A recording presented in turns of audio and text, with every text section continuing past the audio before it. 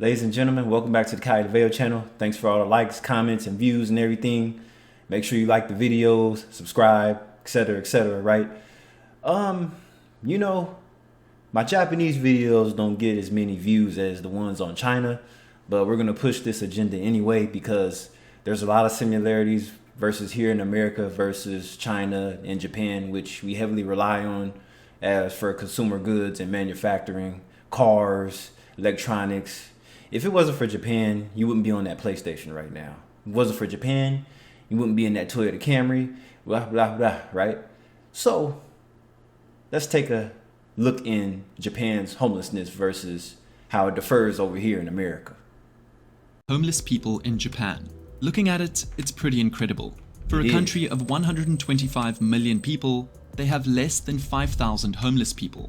And as of 2024, that number is actually at 2,820, the lowest since the data began in 2003. Amazing. That means just 0.003% of their population is homeless, which means they've basically solved it. It sounds too good to be true, and the reality is that it is. Let me explain. Hundreds of homeless people in central Tokyo being forced to hide from sight. These insanely low numbers come from the government, and asking any government to report on their own performance is like asking a student to grade their own exam papers. Japan views homelessness differently from other countries. Pause right there. So according to Japan, the special act in regards to supporting the autonomy of the homeless population, Japanese, the term homeless is defined as those who utilize city parks, riverbanks, roads, train stations, and other facilities as their place of stay in order to live their daily lives. Versus back in the States, the federal government defines homelessness as a condition in which an individual or family lacks a fixed, regular, nighttime residence, resides in a public or private residence that is not designated or intended to be a regular sleeping accommodation for human beings. Wow. So we look at it a completely different way. Unbearable, right? So that's the difference between being homeless over there in Japan and being homeless over here in the United States. I just did a video about homelessness in China, and it's much more prevalent towards the younger generation. There's a large population of teenagers in China being homeless. Now, see, here in America, that's not so much a problem, even though we know there is homeless teenagers in America, but it's mostly people of men and boomers that are homeless. The average homeless person in America is usually a middle-aged man, late 40s and 50s and up. But let's continue. The definition of it isn't really clear, if not manipulated. Their actual homelessness rate is very low, which is still amazing, but it's not what it seems. No. But to understand how Japan brought their homeless rate down to almost nothing, we have to take a look back at the past few decades, when homelessness wasn't even close to 0%. Wow. It starts from just after World War II, when the bombings that took place on the mainland left cities severely damaged, making almost 9 million people homeless after the war. At this point, Japan was left with almost nothing. But that all changed when the country went through what has now been dubbed the Japanese economic miracle. If you look at this graph here, the rapid economic growth from after the war was basically exponential, propelling it upwards in the ranks of economic power on the international stage. As for how this happened, there's several reasons. Because Japan was in total ruin and lost a chunk of its industries following the war, they really had no other choice but to rebuild from scratch. This was a blessing in disguise, because it gave them the opportunity to innovate while doing so. They didn't have to wait for old technology to run down and slowly cycle in newer tech, since Japan was in many ways a clean slate. You see that? This video is obviously, looks like, I could tell just by the TVs, this footage is from like the late 1960s, early 70s probably. And those are probably Sony TVs. Mind you, back in the day, even when Sony was still making the TVs before the remote, you still got a clear picture for a TV. They were like ahead of its time. Because I'm a big fan of Japanese engineering. I drive a Japanese car. We have to be thankful for Nissan, Honda, and Toyota. Also Sony. Also, I think Panasonic too. Toshiba and a few other brands. But Japanese engineering is just incredible. You know, they really put in work. And their products usually last a long time. they could launch into it immediately. Japan's imports spiked as they brought in new foreign innovations like robots and machine tools to implement at home. Much of the capital in the nation was dedicated to investing in manufacturing, so multiple industry sectors, from electronics to chemical engineering, grew rapidly. The government was also actively encouraging business growth via maintaining low interest and low tax rates after the war, as it tried to rebuild the country as successfully as possible. The whole idea was to promote aggressive growth in business and industry so the country could bounce back from its defeat. Japan's big businesses formed groups called keiretsu. These large groups connected banks, businesses, and trading companies and were designed to help corporations outperform their competition. To stay ahead of competition, keiretsus developed a competitive work culture that would keep them one step ahead of their competition. It drove innovation, but also required people in the workforce to work long hours throughout their entire career. Oh, that was a bad place to pause that. But check out, I just did my last video on overworked in Japan. Check that out as they're starting to talk about this. Now, you have the blue collar side versus the white collar side. It's the white collar side, the Japanese salaried businessmen. Those are the ones that are getting their lives just drained from them. And this is the reason why they have a low birth rate, just like Korea and China. Efficiency and productivity increased, fueling the rapid business growth Japan was looking for in a post-war world. Even though its imports grew on the front end, the drive toward more production led Japan's exports to explode not long after. Japan was flexible in what it exported, bending to what was most in demand at the time, whether that was metals, textiles, or something else. Because of this flexibility coupled with the efficiency of their labor force, Japan became a notable exporter and a player on the international economic stage in just a matter of decades. By the 1980s, Japan had the largest gross national product in the world. Even now, Japan is the third largest economy in the world, with a GDP of $4.2 trillion. Now, take a look at those countries. United States, followed by China, followed by Japan, and followed by Germany. German engineering is excellent too. Even though the reliability is not all the way there. Let's give Volkswagen and Audi a good example. But yeah, these four countries, they're pretty good. But see, the problem is back home in the States, we outsource most of our work because we look for the cheapest way to save money. So we push the work overseas so then they could get paid less and then bring it back over here and then rip all the consumers off. During the Japanese economic miracle, it served everyone very well, so the homelessness rate naturally declined in the 1960s and on, as companies needed more workers and both employees and businesses reaped the economic benefits. But as with all economic booms, the growth couldn't last forever. The good economic fortune of the 1980s was due in part to Japan's loose monetary policy. The lax regulations led to an inflated stock market and real estate valuations. This was great while it lasted, but it was clear an economic bubble was forming, so the Japanese financial ministry raised interest rates. But in the early 1990s, it burst. The stock market crashed, and this ushered in a debt crisis that would become known as the Lost Decade, a long 10 years of severe economic struggle and stagnation for Japan. The GDP plummeted. This inevitably led to higher unemployment rates, which inevitably led to high homeless rates. By 2003, there were about 25,000 homeless people on the streets of Japan. But the last decade didn't just stop by the early 2000s. Its GDP continued to stay extremely low, and then the financial crisis of 2008 hit, crushing the global economy even more, which crushed Japan even more. So their economy has been relatively stagnant for the past 3 decades. So basically, Japan's been down bad a number of times throughout the past few decades.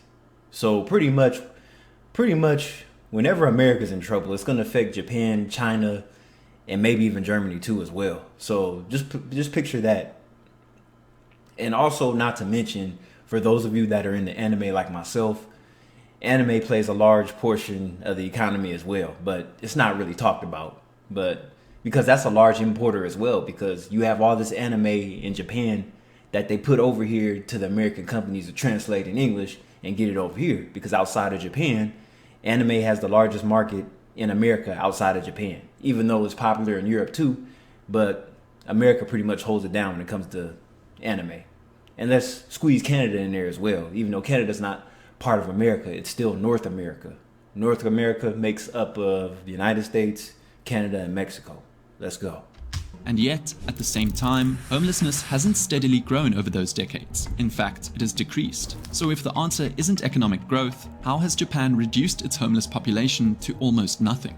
Well, things started changing at the governmental level in the late 1990s, when homeless groups and advocates began to grow more vocal. Tokyo, Japan's capital, started to take notice of these advocates and groups and listen to their concerns. This became especially important because, at the time, the homeless issue was growing rapidly in the country, with thousands considered homeless in Tokyo alone. Many struggled to find permanent employment, and wages were often low, which made it difficult for Japanese people to support themselves. Day laborers especially struggled with finding affordable housing during the last decade. Many homeless people were from blue-collar industries, such as construction, which suffered greatly during the decades of economic stagnation in Japan. Homelessness plagued middle-aged and elderly people more often, as they struggled to find work as they were replaced with younger laborers. These groups began to organize and push back against the government.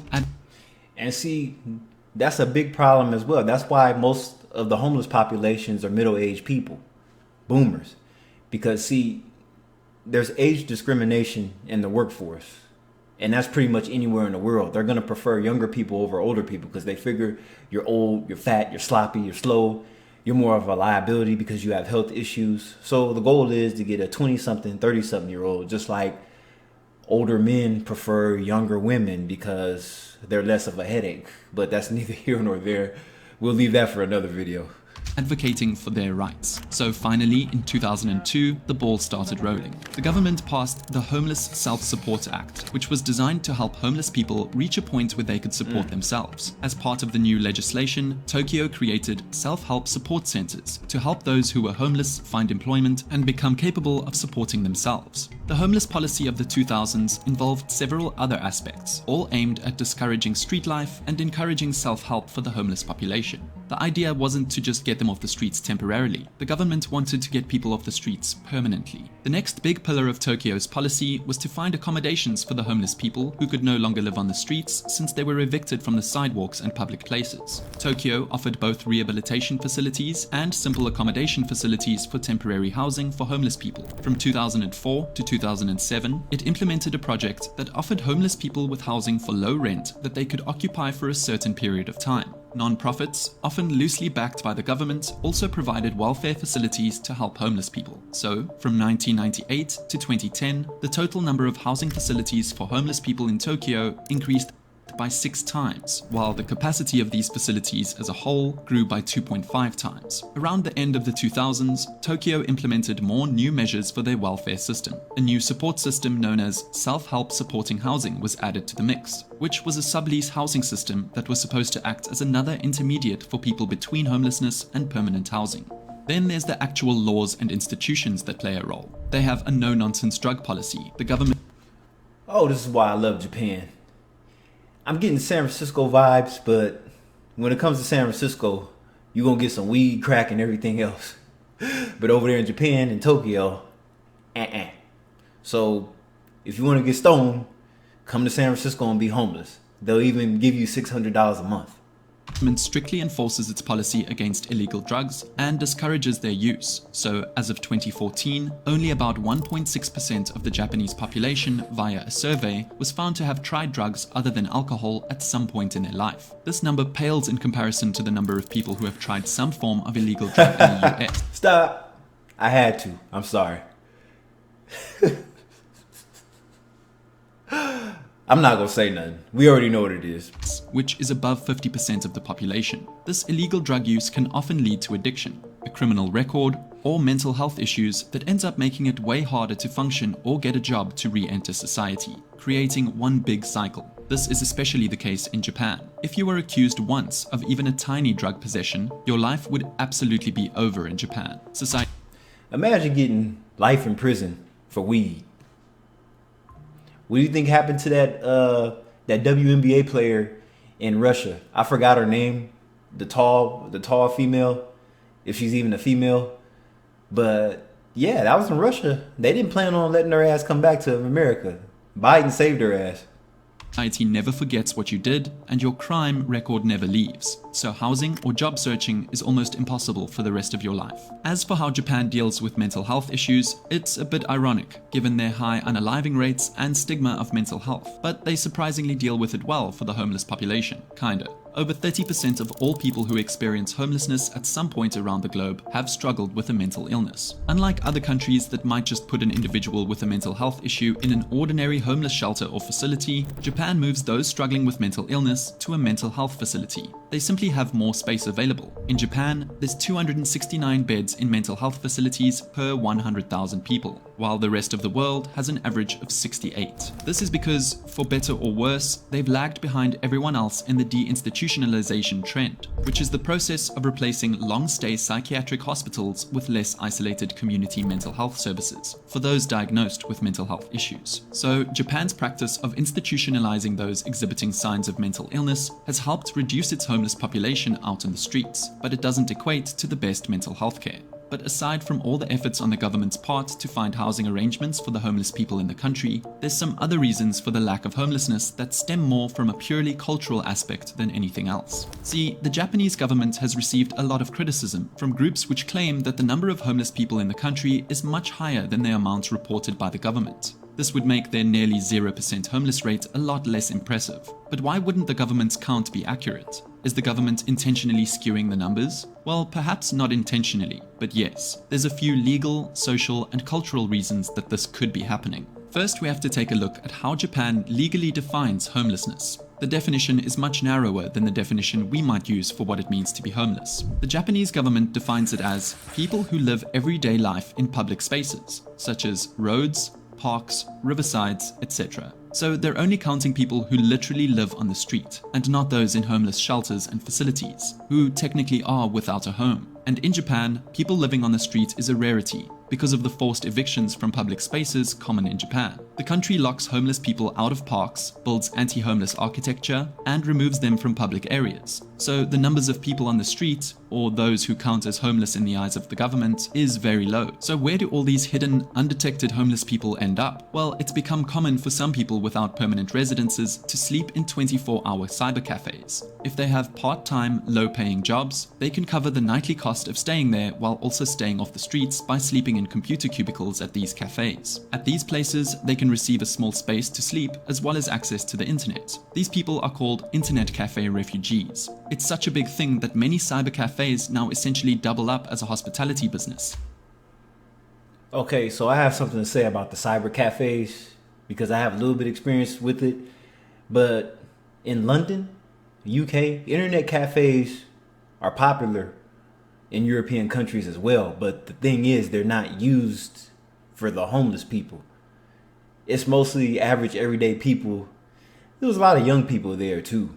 So I spent a little bit of time in the internet cafes, but not a place to sleep in, because in the UK, it's not really common for people to do that like it is in Japan. But let's go.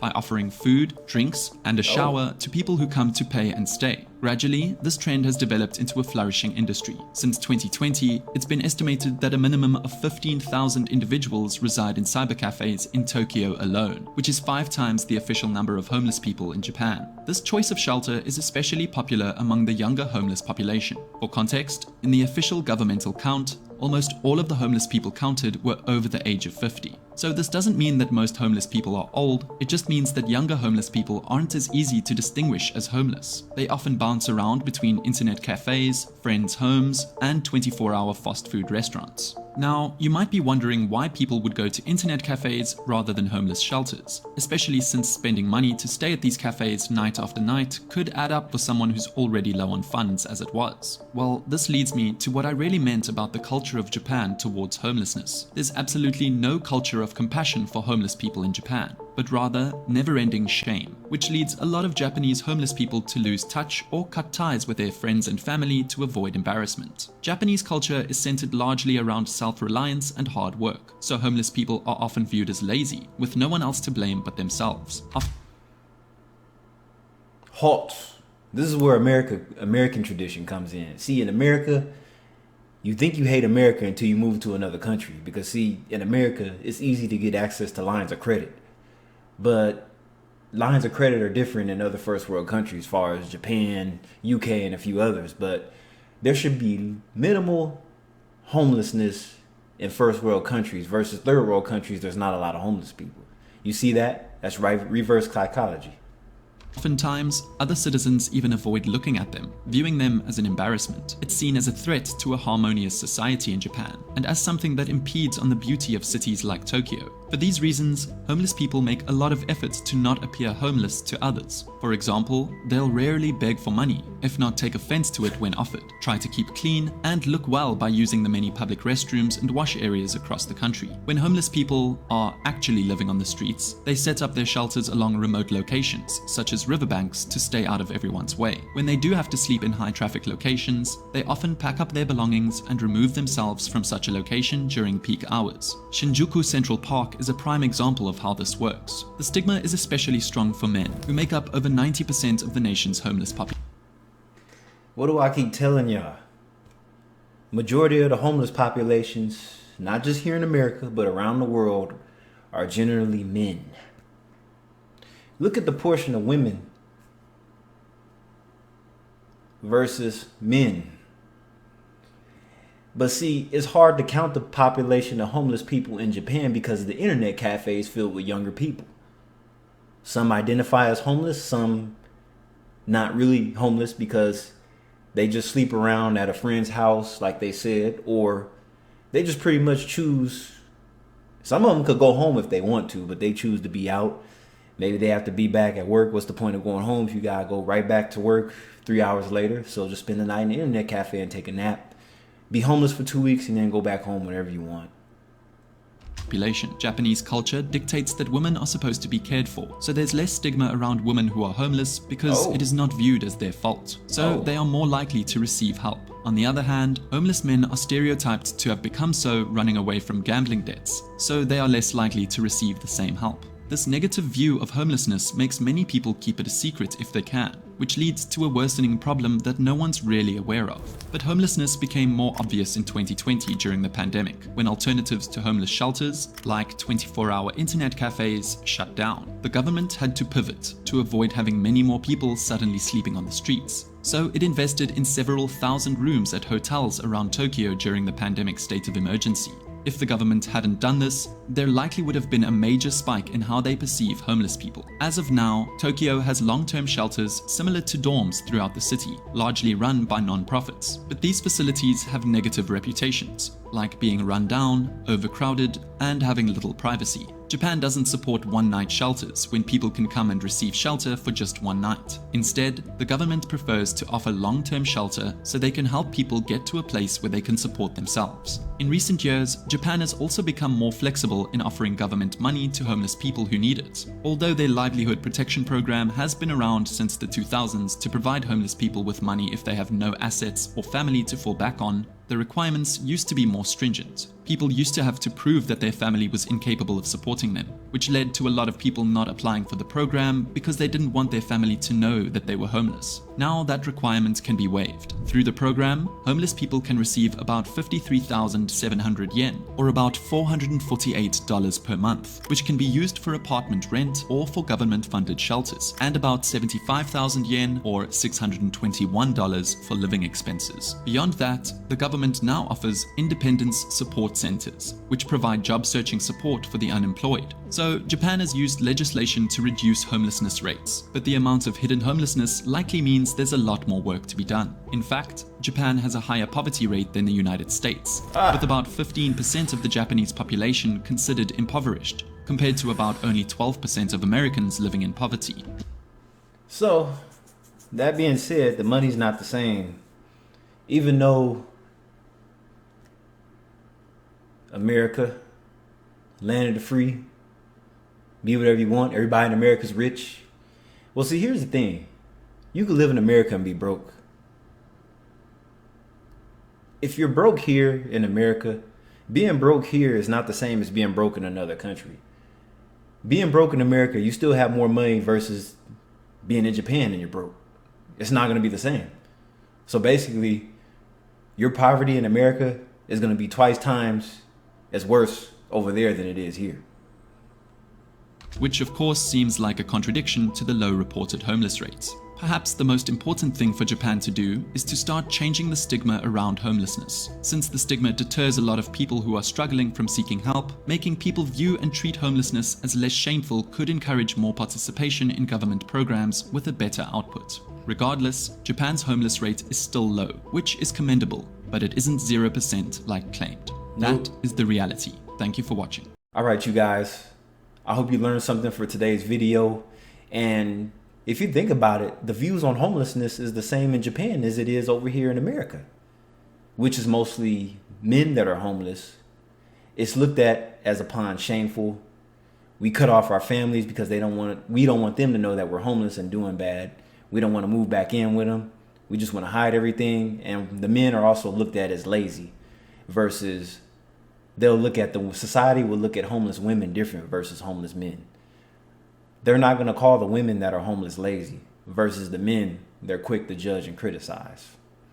So it's pretty much the same outlook from society in both Japan and America, which is quite interesting. But Japan has the lower rate of homelessness versus here in America. But here in America, if you're homeless in places like San Francisco, they even give you a space to shoot up drugs and needles and shit. It's amazing. But anyway, I'll catch you on the next video. Thank you for tuning in. Peace. Thank you.